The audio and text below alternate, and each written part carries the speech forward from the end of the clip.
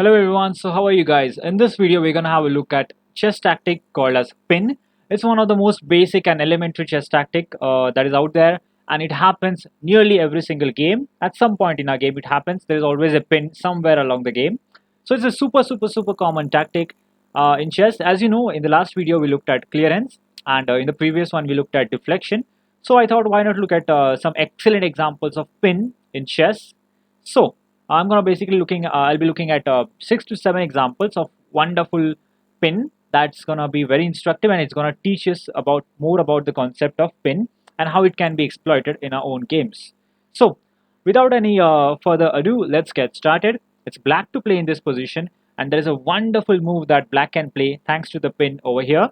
So I'm gonna exactly tell you how you can solve pin positions with ease. You can just do it with your fingertips. It's super easy, and I'm going to tell you how to do it. So let's dive right into it. It is black to play in this position, black to play and win the game.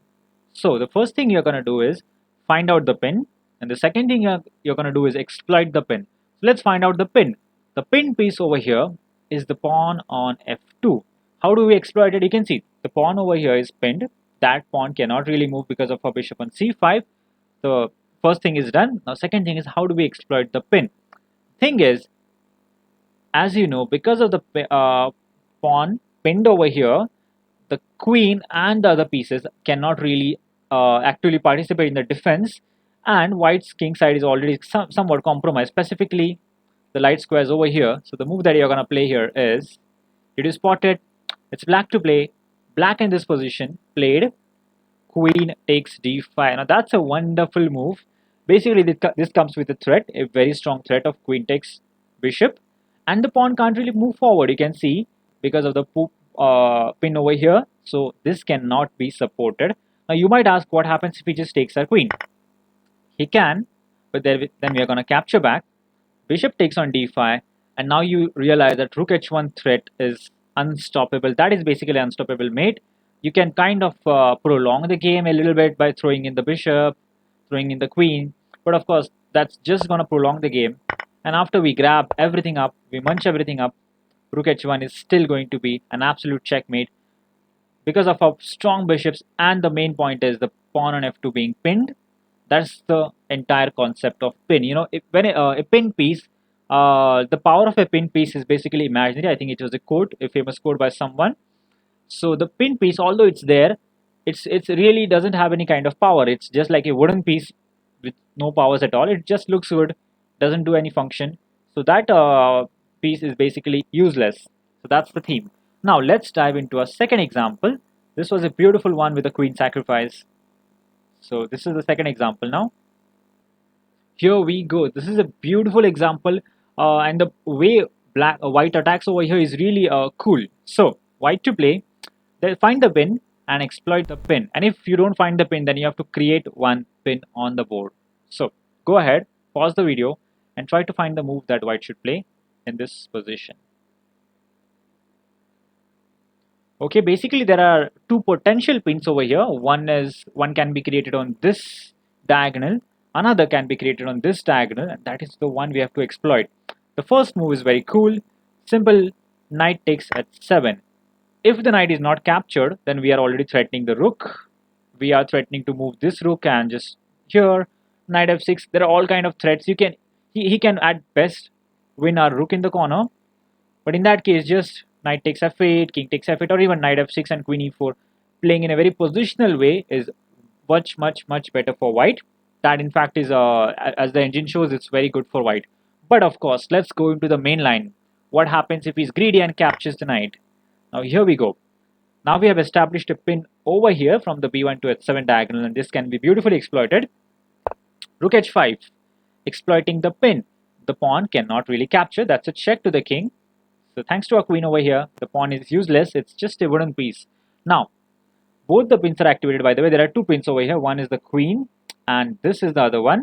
So if king g8, then queen into g6 is super beautiful checkmate. You can see the pawn is unable to capture because of this bishop here. What a beautiful mate. Going back, he can obviously try king over here. Now this is the really tough part of the puzzle. Now the move you have to find is not bishop h6, but bishop e5. Now this is totally crushing. What's the point? You soften up the black position. Of course, the king can't really go back. Then it's a elementary checkmate with rook h8. He has to play f6.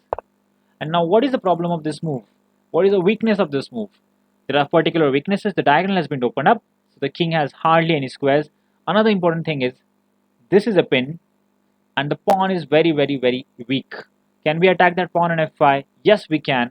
We have to play rook g5. What a cool move. I just solved this puzzle before showing it to you. Of course, I solved every puzzle myself and I select it particularly. So the rook cannot be captured because of the pin over here. The bishop can be captured, but that will cost him the game. Queen takes, that's a soft pawn, the pawn is gone, and there are 100 mates here. This is a mate, this is a mate, rook h5 is a mate. You can choose your mate, or you can also, okay, basically I'll just go for the simplest mate here. Of course, that is winning. And after the move rook g5, he can also try to be more greedy, get a rook, but of course that is useless. You just take this guy and mate to follow next. Just queen g7. What else can he try? He can try stunts like bishop over here, but just say thank you, grab that piece, grab that material. G6 is hanging. Queen c1 can be answered with this, and we are totally fine over here. King can run out. And again, this is a pin. This is a pin. The game is more or less over. The g6 pawn can no longer be defended. So just takes, and there are 100 ways to give mate in all kind of positions over here. So the star move of this position was the first knight sacrifice, knight h7, followed by rook h5. The boring line also is there. That is just to avoid capturing the knight. That's boring positional line, but this is the more sharper tactical line. And bishop g5. And the most cool move of the position, rook to g5. Absolutely crushing move for white. There are all kind of pins over here. There are two pins and both are winning. So this was the second example. Let's dive into our third example. I really like this one. So here comes our third puzzle. This is an absolutely lovely position, and as you can see already, there are some targets in the position. You know, whenever you look at the position, find out the weaknesses in the opponent's position and consider those as a target which can be attacked. So let me just go to the position. The weakness in the black's position is the g7 pawn and the h7 pawn. You can see this is the potential pin. It can be a pin after next move, of course. So white to play. Find the absolutely crushing move for white that wins the game. So pin and win. It starts with white playing rook takes on g7. Totally crushing move. What's the point? Let us see if this rook is not captured. Of course, the fun is all when the rook is captured. But let us have a look at if it's not captured. Something like just rook takes pawn with all kind of threats. But then we can play rook into h7. That's a check. King cannot capture thanks to the bishop supporting it, and the knight over here is pinned, so he cannot capture. He can go over here, but now check takes, and this is a checkmate. What a beautiful mate. So going back, of course, now you see the threat of rook into g7. This is a serious threat, and this rook has to be captured.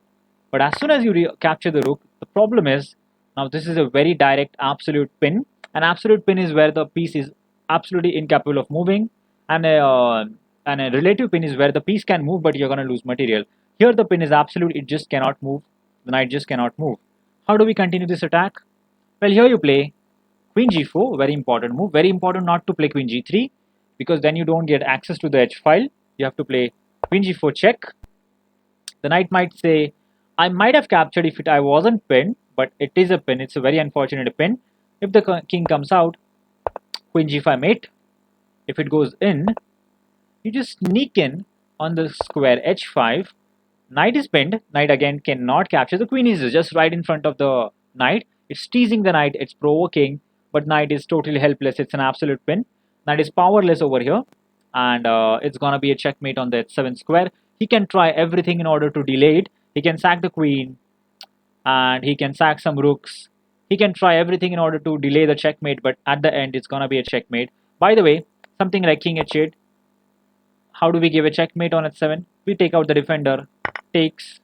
Again, he can try all kind of tricks in order to prolong the game. It's useless. We just take, and this is a mate. So white, no matter what happens, will win the game in the end, and this is the beautiful line. So the really cool move, rook g7, followed by the queen g4 and queen h5. Absolutely beautiful idea of winning here.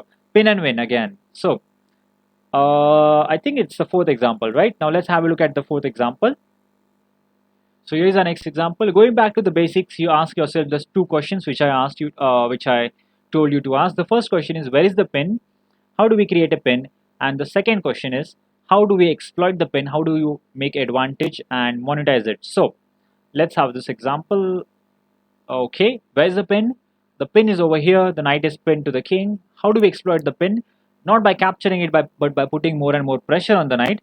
How can we put more pressure on the knight? The best way to do that, as this is a game of Smyslov, and Smyslov played knight to c5. Wonderful move. This is a beautiful knight sacrifice. Of course, knight cannot capture. And if rook c7, Zushin's work, then we don't back down either. We're going to take the knight. He takes. We take. White will be up an extra piece. You can see white has 4 pieces. Black has only 3. That is winning. So going back. After the move knight c5, more or less he has to capture. And now you might ask, what was the reason of sacrificing knight? Although your rook has been opened up, you're putting pressure on this pawn, the knight, there are still 2 defenders. What's the point? The point is, now you're going to play bishop f4. This is the most crushing move in the position. After sacrificing the knight, you sacrifice another bishop. The thing is, you attack the queen. The queen doesn't really have too many squares. Rook controls, queen controls. If the queen goes here, you just take the rook. So basically, after captures, you take the rook. This is attacked. There's not much to do. He can play bishop d6, the last desperate option. But then very simple move, rook a7. This is crushing. Just takes, here, check, here. And this is where the check ends after the move f3. Bishop is hanging, knight is hanging, bishop is hanging, knight is hanging. And queen takes and just rook takes. Everything is just basically going to be crushing. White is totally winning here. It's going to be a mate, or at least white is going to win a huge lot of material. So here comes the cool move, knight c5, sacrificing the knight, followed by bishop f4, sacrificing 2 pieces in 2 moves, and really a great way to win. Basically, it's all about the pin, exploiting the pin. By the way, if this can be rejected as well by playing bishop here, you just take it, just winning the game. The bishop will move next. So yeah, it's just totally winning. Something like this, rook b6 can be answered with the spectacular move, queen takes knight. He will take. That's a discovered check attack. And again, you can count the number of pieces. White is up a full bishop. So just bishop comes here. We defend everything. We attack everything, and we are winning. I think this is also a threat. Multiple threats over here. So white's winning. Okay. Let's have a look at our last 2 examples. So here is the example. It was a game played by Paul Benko, again a very strong player. So it's white to play and totally crush black using the idea of pin. So pin and win again. Alright, again go through the same process. Ask yourself, where is the pin, or where is the potential pin, and how can we exploit it? If you think a little bit, you will realize that this diagonal can be a potential pin. If the knight moves, there will be a direct pin. How do we exploit it is something that you need to really ask yourself. And the answer is, it is again, there are multiple sacrifices. First you sacrifice the rook, because then first you sacrifice the exchange, because the basically idea is the knight was attacking our queen, so we get rid of that. At the same time, the more strong reasoning is you have to get to the 7th rank. In fact, this is super important. So sack the rook, let him capture, and now comes the point, knight to e6, another piece sacrifice. The queen, because of the pin, can't really capture, and if the king goes elsewhere, you just take the queen, which basically means that the only good option for him is to capture back with the pawn. And this is the reason you sacrifice your rook in the first place, because you wanted to open up the c file. And rook c7, check, queen is pinned, king has to step aside either here or here. Wherever he goes, there comes a mate, unstoppable mate. And if this, still I would just capture, queen g7, queen g5, both are mate threatened, unstoppable mate again. So totally winning for white. What a cool way to solve the puzzle. I think, yeah, this was actually a real game for Paul Benko. So he sacked the rook, and then of course 96, sacrificing another piece. So every puzzle we saw, there were all kind of sacrifices, at least two of them in each puzzle, which makes them very attractive to solve. All right, now why not have a look at a game of Tal? So I'm going to show you a game of Tal now. What a better way to end the video with a game of Mikhail Tal. So here is an excellent game of Mikhail Tal played in 1963 against Bilek, and this was at very near to his peak, and you can see it's white to play and win the game. White's bishop on the b3 square is attacked, but of course that is Tal's bishop, and he's not gonna save it. So white to play, find the pin over here, find the potential pin, find the targets, and exploit it. Alright, the bishop on b3 has a very bad life. It can't go over here, can't go over here, can't capture, can't even take the offensive pawn.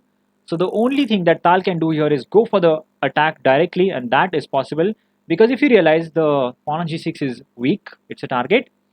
The pawn on f6 is also weak. By the way, if you capture over here, this is not really gonna work because he doesn't have to capture back.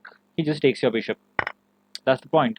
So the correct move here is Tal realizes that the pawn on e6 is actually a barrier in black's position, and that stops the bishop and the rook from participating in the active defense of the black king. And knowing that, Tal of course did not hesitate a single second and directly played rook into f6. Of course he calculated all of it. The threat is, of course, let me just illustrate. If takes, you're gonna just capture, capture, capture, and you're gonna win a huge lot of material over here, a lot of weaknesses over here. So going back, in this position the rook has to be captured. As the knight is defending it, the king and queen cannot do it, so rook takes, and now comes the point. Queen takes knight, we create a pin, and now right now you just realize, well, there is not a lot that black can do over here. In fact, he just have two defenders, the queen and the king. We have two attackers, but it is white which can actually bring out the attacking pieces very swiftly with rook f1, and then we can take the rook because that's an absolute pin over there. And thanks to the pawn on e6, the rook and the bishop are just spectators, they can't really help. In the game, captures was played. Tal very casually captured back. b6. This move has it is basically a very threatening move. It has a point behind it. The idea is he would like to play rook to a5, trying to get in the defense. Of course, Tal doesn't have to allow him that. Here he simply plays b4 and black resigned the game. The rook can no longer come in the game, and white is gonna play a simple move like rook f1, and that is totally winning. He can move here, but then takes, check, double attack over here, totally winning. For example, this, I think even rook f1 is super easy here, super good. Takes, again a double attack. White is totally crushing black, so Tal of course won the game pretty much with ease. So here comes the star move of the game, rook into f6, and after rook takes, we establish a pin over here, which is very easy to exploit and put pressure on because of rook f1. So that was the puzzles I had to show you today. Hope you really found this instructive. These are really good in tactical puzzles of pinning tactics. Basically, the entire thing you have to remember is you have to ask yourself where is the potential pin or where is the pin and how do I exploit it. You don't have to capture the pinning piece. You have to put more and more pressure on it until the opponent kind of gets crushed in the because of the pressure. So that's the entire point behind the tactical theme of pin. Hope you really love this video. I enjoyed showing you these puzzles. I have solved these puzzles myself before showing it to you. So these are like really good puzzles. So until next time, see you guys.